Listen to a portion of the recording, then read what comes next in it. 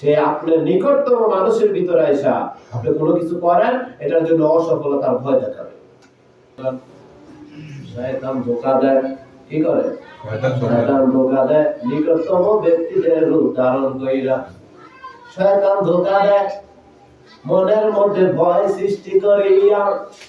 আপনি যখন তাহাজ্জুদের নামাজের প্রস্তুতি নিবেন, শয়তান ভয় দিবে অন্তরের মধ্যে, ওই আল্লাহর বান্দা, তুই যদি রাতের গভীরে তাহাজ্জুদের নামাজ পড়াস, দিনে তো রুটি রুজি উপার্জন করার শক্তি পাইবি না, দুর্বল হইয়া যাইবি, গরিব হইয়া যাবি। গরিবের ভয় দেখায় অন্তরের মধ্যে। আর ফেরেশতা অন্তরের মধ্যে বলে, বাহাবা দেয় ওই আল্লাহর বান্দা, উত্তম রিজিক ইবাদত, আল্লাহ সবচেয়ে বেশি খুশি হয় তাহাজ্জুদের ইবাদতে। তুমি যদি তাহাজ্জুদের নামাজ আদায় করো, আল্লাহ খুশি হয়ে রিজিকের মালিক আল্লাহ তোমার রিজিক বাড়াইয়া দিবে। মাওলা আলী রাদিয়াল্লাহু তাআলা আনহা বলেন, মাওলা আলী রাদিয়াল্লাহু তাআলা আনহু বলেন, রিজিকের মালিকের পিছে ছোট, রিজিকের পিছে ছুটিও না। কার পিছে? রিজিকের মালিকের পিছে ছোট, রিজিকের পিছে ছুটিও না। আমরা তো রিজিকের পিছে ছুটি, রিজিকের মালিক চিনি না। মালিক আল্লাহ সুবহানাহু ওয়া তাআলা। এজন্য অন্তর এমন একটা বিষয়, এই অন্তরটা মানুষের মধ্যে থেকেও ধোঁকা দেয়, জিনের মধ্যে থেকেও ধোঁকা দেয়। মনের সাথে দেহের সকল কিছু সম্পর্ক আছে। কি আছে? সম্পর্ক। চিন্তা করেন, যারা গীবত চর্চা করে, কি করে? গীবত চর্চা করে, তারা যদি কোথাও কোনো একটা কথা শুনে, এটা বারবার তার মনের মধ্যে চলে।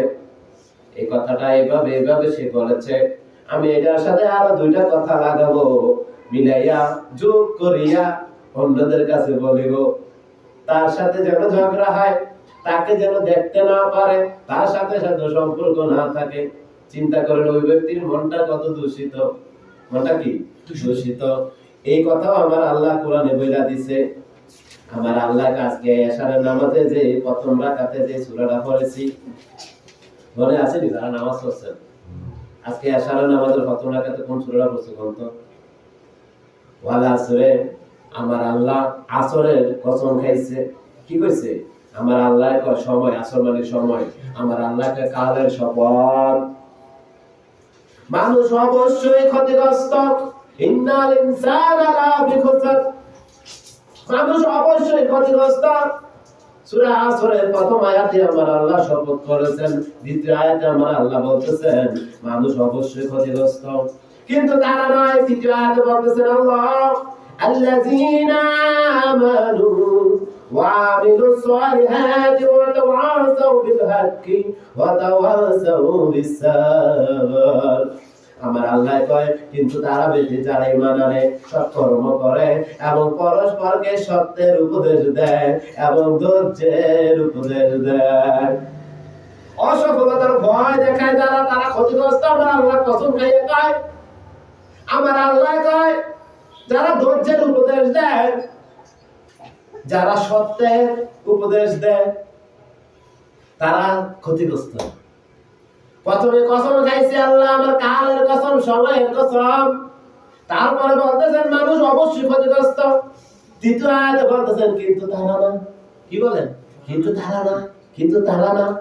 কারা তারা? তাদের পরিচয় আল্লাহ তুলে ধরেছেন, যারা ঈমান এনেছে। যারা ঈমান আনে, সৎকর্ম করে এবং পরস্পরকে সত্যের উপদেশ দেয়। কিসের? সত্যের উপদেশ দেয় ও ধৈর্যের উপদেশ দেয়। কে কয়? আমার আল্লাহ কয়। এখন যদি আপনি কোনো একটা কাজ করেন, অসফলতার ভয় দেখায়, এটা কি ধৈর্য না অধৈর্য? অধৈর্য। তোমাকে দিয়ে এটা হবে না, তুমি এটা পারবা না। এবার আসেন, যদি কেউ আপনাকে অধৈর্যের ভয় দেয়, অধৈর্যের জন্য উপদেশ দেয়, অসফলতার ভয় দেখায়, তখন আপনি কি করবেন? এবার আউলিয়াদের দিকে যাই। এক জামানায় আউলিয়ার কাছে গেলেন দুই রাজ্যের দুই বাদশা, দুই রাজ্যের দুই রাজা, যুদ্ধ লাগছে তারা। এখন তারা দুনো রাজাই ওইরা আউলিয়ার ভক্ত। আউলিয়া থাকে জঙ্গলের মধ্যে, ধনুরাজ্যের মাঝখানে ওই জঙ্গলটা, ওই জঙ্গলটা আল্লাহর ওলি দরবেশের নিয়ন্ত্রণে। ওই দুই রাজ্যের রাজা দরবেশকে পছন্দ করে, ভক্তি শ্রদ্ধা করে, এই জন্য তারা ওই জঙ্গলটা দখল করেন। ওইটা রেখে দিছে ওনার সাধনার জন্য। উনি ওইখানে দেন সাধনা, মুরাকাবা, মুশাহাদা করে। মাঝে মধ্যে প্রয়োজন পড়লে বিভিন্ন মানুষ ওনার কাছে যায় উপদেশ নেওয়ার জন্য, তালিম নেওয়ার জন্য, তালকিন নেওয়ার জন্য। ওই দুই রাজ্যের রাজা যুদ্ধ করবে, যুদ্ধের প্রস্তুতি হয়ে গেছে। দুই রাজ্যের রাজা গেল জানার জন্য কে বিজয়ী হবে। উনি যাহা বলে তাহা আবার হয়। তাদের বিশ্বাস আল্লাহর ওলি জানে। কে জানায়? আল্লাহ জানায়। তারা দুজনে গেল কার কাছে? আল্লাহর ওলির কাছে। আল্লাহর ওলি দরবেশের কাছে। যাইয়া কয়, আল্লাহর ওলি, প্রথম বাদশা গেল রাজা, যাইয়া কইতাছে, আল্লাহর ওলি, আমি আপনার কাছে আসিয়াছি, আমরা তো যুদ্ধ লাগছি, আপনি তো কম বেশ জানেন, বলেন তো যুদ্ধে কে বিজয় হবে? আপনি বিজয় হবেন। কি বলেছে? যদি আমি জানি সে যাহা বলে তা হয়, আর যদি বলে আমি বিজয়, আনন্দটা কেমন! সুবহানাল্লাহ। দ্বিতীয় বাদশা গেল রাজা, যাইয়া কইতাছে, আল্লাহর ওলি, আমি আপনাকে শ্রদ্ধা করি, ভক্তি করি, আপনি তো জানেন আমরা দুই রাষ্ট্র যুদ্ধ লেগেছি, বলেন তো যুদ্ধে কে বিজয়ী হবে? বলেছে, তুমি বিজয়ী হবে না, তুমি হারবে, সে বিজয়ী হবে। মনে বড় ব্যথা, যারা ভালোবাসি সে তো মিথ্যা বলে না। এখন এসে তার দল বলের কাছে বলল, বাচ্চা দরবেশ বলেছে আমরা যুদ্ধে হারবো। সৈন্যরা, সেনাপতিরা সবাই কয়, বাচ্চা মহোদয়, রাজা মহোদয়, মনে বল রাখেন, এমনি এমনি হারবো না, চেষ্টা করবো আল্লাহর নাম নিয়ে। আল্লাহ তো বলেছেন, ইন্নাল্লাহা মা'আস সাবিরিন, আমাদের জন্য দোয়া করেন। দরবেশের কাছে দোয়া চান, আল্লাহ যেন আমাদেরকে ধৈর্য দেন। ধৈর্য সহকারে তারা যুদ্ধ করতেছে। মোবাইলে রিংটোন অফ করে দেন।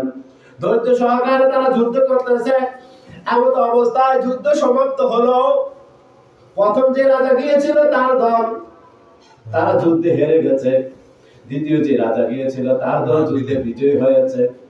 এবার দুটো রাজা গেল বাদশার দরবেশের দরবারে।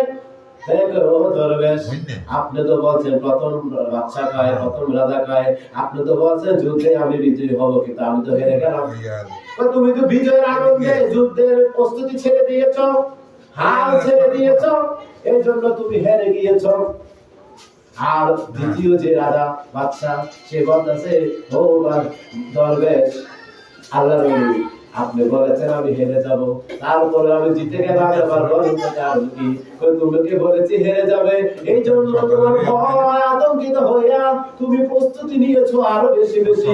ধৈর্যের সাথে তোমার সৈন্য সেনাবাহিনী সবাই তোমরা যুদ্ধ করেছো, খেটেছো, পরিশ্রম করেছো। তোমরা ধৈর্য ধরার কারণে আল্লাহ তো বলেছেন, ইন্নাল্লাহা মা'আস সাবিরিন, নিশ্চয়ই আমি আল্লাহ ধৈর্যশীলদের সাথে, ওয়াল্লাহু মা'আস সাবিরিন, এবং আমি আল্লাহ ধৈর্যশীলদের সাথে। আল্লাহ তোমাদের সাথে হইয়া তোমাদেরকে যুদ্ধ বিজয় করে দিয়েছেন। বলেন সুবহানাল্লাহ। যদি আপনি কোনো কিছু দুনিয়ার হোক আখিরাতের হোক উদ্যোক্তা হন, তাহাজ্জুদ নামাজ পড়বেন, নতুন করে কোনো কিছু উদ্যোক্তা, রোজা রাখবেন, নতুন করে কোনো কিছু উদ্যোক্তা, দুনিয়াবি ব্যবসা করবেন, বাণিজ্য করবেন, নতুন করে কোনো কিছু উদ্যোক্তা। কেউ অসফলতার ভয় দেখায়, তার অসফলতার ভয়কে পায়ের নিচে রাখিয়ে ধৈর্যের সাথে মোকাবেলা করবেন, পরিশ্রম বাড়িয়ে দিবেন, আল্লাহ সাথে আছে। আল্লাহ কবুল করে। আমিন আমিন। সমাজের মধ্যে যারা অসফলতার ভয় দেখে, তার মনটা দূষিত, তার চেহারা খারাপ, তার চেহারা দূষিত, মনে মনে তাকে দেখলে তার চেহারার মধ্যে থু নিক্ষেপ করে, মনে মনে বলবে, থু তোর চেহারার মধ্যে, থু তোর মনের মধ্যে, তোর মন দূষিত, তোর চেহারা দূষিত, তোর ভাষা দূষিত। ভাষাও তাদের যখন কথা বলে কুকুরের মতো করে কথা বলে। কুকুরে একটা দেখলে ওদের এরকম। যারা মানুষকে অসফলতার ভয় দেখায়, তাদের কথার মধ্যে দেখবেন মায়া মমতা নাই, হিংস্র প্রাণীর মতো অসফলতার ভয় দেখায়। তাদেরকে দেখলেই প্রকাশে বলে ঝগড়া হবে। ইসলাম আমাদের আধ্যাত্মিক চর্চা বিশেষ করে আমরা বিশেষ করে আমরা যারা আধ্যাত্মিক চর্চা করি, আমরা ঝগড়া বিবাদ পছন্দ করি না। ছিলাম বন্ধুগণ, যখন তাদেরকে দেখবেন আমাদের আধ্যাত্মিক চর্চা ঝগড়া বিবাদ পছন্দ করে না, কি করে না, ঝগড়া বিবাদ পছন্দ করে না, তাদেরকে দেখলে মনে মনে তার অন্তরের মধ্যে থু মারবেন, মনে মনে তার চেহারার মধ্যে থু মারবেন, মনে মনে তার ভাষার মধ্যে আচরণের মধ্যে থু মারবেন। আর যদি পারেন মনে মনে সূরা লাহাব পড়ে তার মনে নিক্ষেপ করবেন, তার প্রতি নিক্ষেপ করবেন। কারণ এসব মানুষগুলাকে আল্লাহ হেদায়েত করুক, অন্যতা ধ্বংস করুক, যারা মানুষের অন্তরে কুমন্ত্র দেয়। আশ্রয় চাইবেন আল্লাহর কাছে। কার কাছে? আল্লাহর কাছে। আল্লাহর কাছে। শয়তান, জিন শয়তানরা তো চোখে দেখা যায় না, দেখা যায় না, মানুষ শয়তান দেখা যায়। এই মানুষ শয়তান যেদিকে দেখবেন, এদিকে দেখলে মনে মনে তার মনের মধ্যে থু নিক্ষেপ করলো, থু তোর মনের মধ্যে, তোর মন দূষিত, থু তোর চেহারার মধ্যে, তোর চেহারা দূষিত। কুত্তা যখন সেতে দেখবেন এমনি সবচেয়ে বেড়ে ঘেউ ঘেউ কেন্দ্র করে, ঠিক তার চেহারাটা এমন লাগে। এরকম দূষিত মন, দূষিত চেহারা, দূষিত ভাষা, ভাষার মধ্যে নাই মধু। এদের মন থেকে মনের মধ্যে থু মারবেন। আর যদি পারেন সূরা লাহাব করে মারবেন। কি কইরা? সূরা লাহাব করে মারবেন। তোমার কি দরকার? তোমার খাই না করি, তুমি আমার কেন অসফলতার ভয় দেখাও? বলেন সমস্যা কি? আমি আল্লাহর ইবাদত করি, দুনিয়ার কাজ করি, যেটাই করি, অসফলতার ভয় দেখাও না তুমি কি? নাকি? হ্যাঁ, কথাটা ক্লিয়ার না? এই জন্য এটা করবেন। তো এই মনের সাথে সকল কিছু সম্পর্ক। মনের সাথে কি সম্পর্ক? সকল কিছু। যারা বিপদ চর্চা করে তাদের মনটা দূষিত, এখন দেখবেন প্রমাণ হয়ে যাবে। আপনি বলেন তো, টিভি সেটের সামনে বসছেন, অনেকক্ষণ মোবাইল টিপতেছেন, অথবা অনেকক্ষণ স্টুডেন্ট পড়ালেখা করতেছে, পড়ালেখায় মন, কোথায় মন? পড়ালেখা। মোবাইলের ভিতরে মন, কোথায় মন? মোবাইলের বসে মন। বন্ধু সবার মধ্যে বসে আছে, বন্ধু আড্ডার মধ্যে, কোন টেবিলে, বন্ধু আড্ডার মধ্যে মন। চায়ের দোকানে টিভি সেটের সামনে বসা, টিভি সেটের ভিতরে মন। হঠাৎ অ্যাডভার্টাইজ আসলো, কি আসলো? অথবা কারেন্টটা চলে গেল, এমন হঠাৎ কিছু হয় না? মনটা লড়ে চলে না? এবার দেখবে সবাই করবো, এবার প্রস্তাব আছে, প্রস্তাব করে কি করবো? প্রস্তাব করে। হ্যাঁ, এতক্ষণ বসে রয়েছে, প্রস্তাবের চাপ কিন্তু কত নেই। এখন প্রস্তাব করা যাওয়ার আগে প্রস্তাব করে নবী বা ফ্যান করে, তার মানে এখন মনটা প্রস্তাবের মধ্যে গেছে। মনটা যখন প্রস্তাবের মধ্যে গেছে তখন এটার স্পিড বেড়ে গেছে।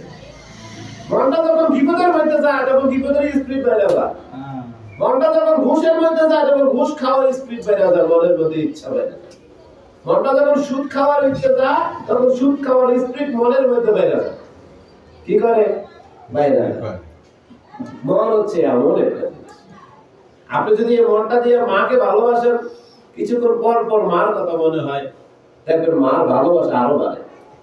আপনি যখন এই মনটা দিয়ে বিবিকে ভালোবাসবেন, কিছুক্ষণ পর পর বিবির কথা স্মরণ হয়, বিবির ভালোবাসা আরো বেড়ে যায়। আপনি যদি এই মনটা দিয়ে স্বামীকে ভালোবাসেন, কিছুক্ষণ পর পর স্বামীর কথা মনে করেন, স্বামীর ভালোবাসা আরো বেড়ে যায়। আপনি যখন এই মনটা নিয়ে আল্লাহ রাসূলের কথা স্মরণ করবেন, কিছুক্ষণ পর পর বলবেন ইয়া রাসূলুল্লাহ, আসসালাতু ওয়াসসালামু আলাইকা ইয়া রাসূলুল্লাহ, আসসালাতু ওয়াসসালামু আলাইকা ইয়া হাবিবাল্লাহ। আল্লাহ রাসূলের ভালোবাসা অন্তরে বেড়ে যাবে। আর আপনি যদি কিছুক্ষণ পর পর বলবেন ইয়া আল্লাহ, ইয়া রাব্বে কারীম, আলহামদুলিল্লাহ, সুবহানাল্লাহ, আল্লাহু আকবার, আল্লাহর ভালোবাসা অন্তরে বেড়ে যায়। আচ্ছা, মনটাই এমন একটা বিষয়, আপনি যেদিকে মনটাকে ডাইভার্ট করবেন, এটাকে বলে ইনসাইড, ভিতরের অংশ। যেদিকে মনটাকে নেবেন, মন সেদিকে উন্নত হবে। কোন দিকে? আমরা যুব সমাজ কেন কন্ট্রোল করতে পারি না? তাদের মন